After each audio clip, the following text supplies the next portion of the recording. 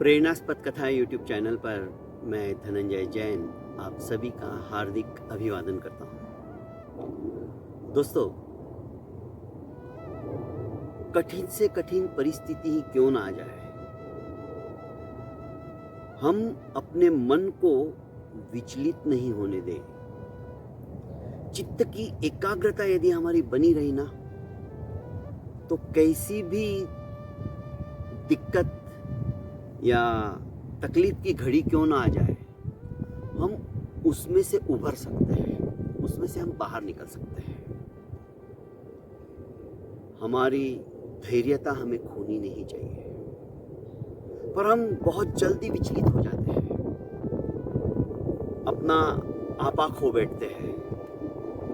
मन को चंचलता के वशीभूत नहीं रखना है। मन जब हमारा केंद्रित हो जाएगा, मन जब हमारा स्थिर हो जाएगा, हमें कोई दिक्कत नहीं है। एक उदाहरण के माध्यम से बताता हूं।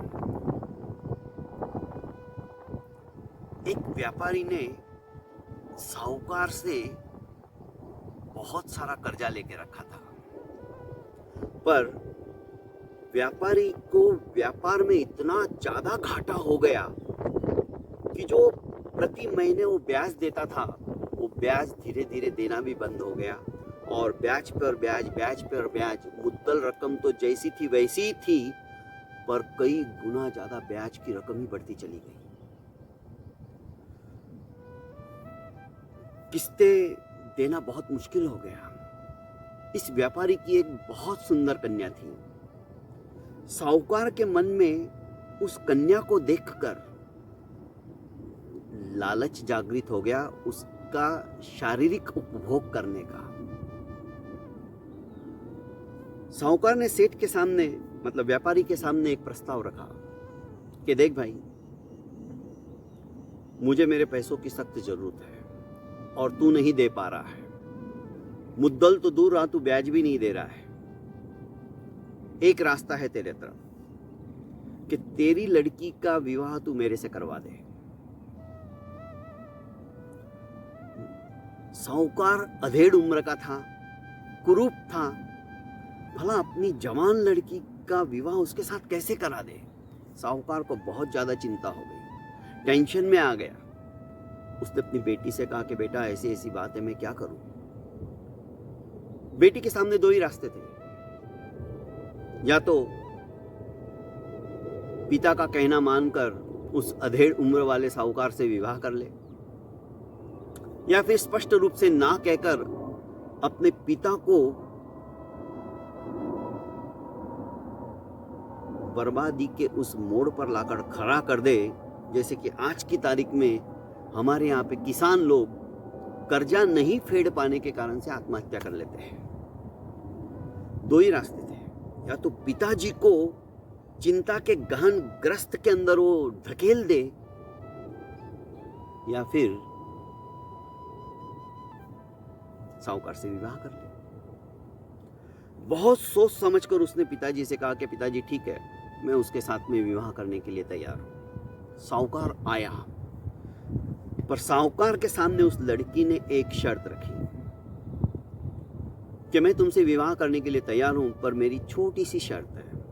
साहूकार ने कहा, क्या? आप एक थैले के अंदर दो छोटी छोटी गोलियां लाओगे, एक सफेद रंग की रहेगी और एक काले रंग की। यदि मैंने काले रंग की गोली उठा ली तो मैं आपसे विवाह नहीं करूंगी, और यदि मैंने सफेद रंग की गोली उठा ली तो मैं आपसे विवाह कर लूंगी, पर मेरे पिता का कर्जा माफ हो जाना चाहिए। आप ये सब लिख के दो। साहूकार बड़ा खुश हो गया, उसने कहा मंजूर है। एक बात और, ये सब कुछ हम पंचायत के सामने करेंगे। कहीं साहूकार बदल गया तो? लड़की होशियार थी, पर एक तरह से उसने जुआ खेला था। यदि काली गोली निकल गई तो उसको तो साहूकार से जिंदगी भर का नाता जोड़ लेना पड़ेगा, ये वो जानती थी। पर अपने पिता के कर्जे से चिंताग्रस्त उसका चेहरा उससे देखा नहीं जाता था। इकलौती बेटी थी। आखिर वो घड़ी, वो समय नजदीक आ गया।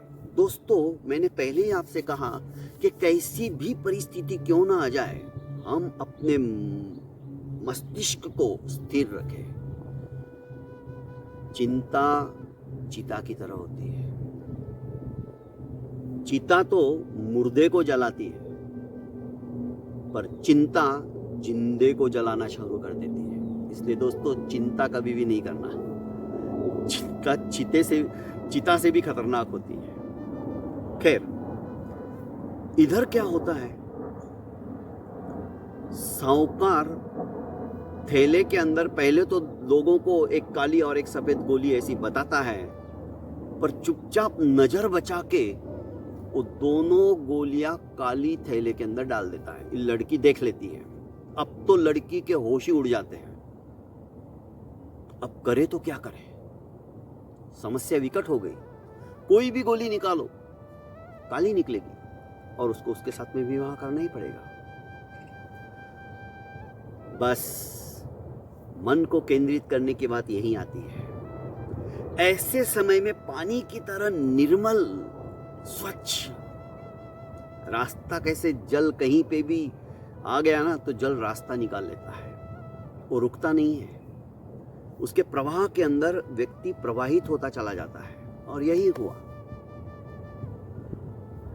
मन मस्तिष्क को स्थिर रखकर इस लड़की ने बहुत सोचा, और जैसे ही उसने थैले में हाथ डाला, आंखें बंद करने की शर्त भी थी। आंखें खोलकर आप गोली नहीं निकालोगे। जैसे उसने आंखें बंद करके गोली निकाली और ऐसे छिटकाई, उसने देख लिया था अपने चारों तरफ। नजदीकी गटर थी, उस गटर के अंदर बराबर वो गोली उछाल दी। दिखी नहीं लोगों को, इतनी फास्ट उछाल दी। और कहने लगी, सॉरी सॉरी, मेरे हाथ से तो गोली छिटक गई। पर कोई बात नहीं, मैंने जो भी गोली निकाली होगी, यदि मैंने सफेद निकाली होगी तो काली गोली अंदर थैले में बचनी चाहिए, और मैंने काली निकाली होगी तो सफेद बचनी चाहिए। अब पूरी जनता के सामने सेठ क्या बोलता? चोरी पकड़ी जाती तो सेठ की तो थू थू होने वाली थी, और बात गलत भी नहीं थी। गोली तो गलती से छिटक गई, पर एक गोली तो अंदर है ना, गोलियां तो दो ही थी। और आखिर व्यापारी ने, अर्थात सेठ की लड़की ने, थैले में से गोली निकाली तो काली थी। उसने कहा, मेरी बेटी ने सफेद गोली निकाली थी, और शर्त थी यदि काली गोली निकाल लेगी तो उसका विवाह व्यापार इसके साथ में होगा, सौदागर के साथ। दोस्तों, व्यापारी की जान बच गई, उसको कर्जा भी नहीं फेरना पड़ा, और अपनी बेटी की शादी साहूकार से करनी भी नहीं पड़ी। तो ये होता है प्रत्युत्पन्नमति की बात, ये होती है बुद्धि को स्थिर रखने की बात। ये बात होती है, कैसी भी विकट से विकट परिस्थिति ही क्यों ना आ जाए हमारे सामने, हमें विचलित नहीं होना चाहिए, हमें हिम्मत नहीं हारनी चाहिए।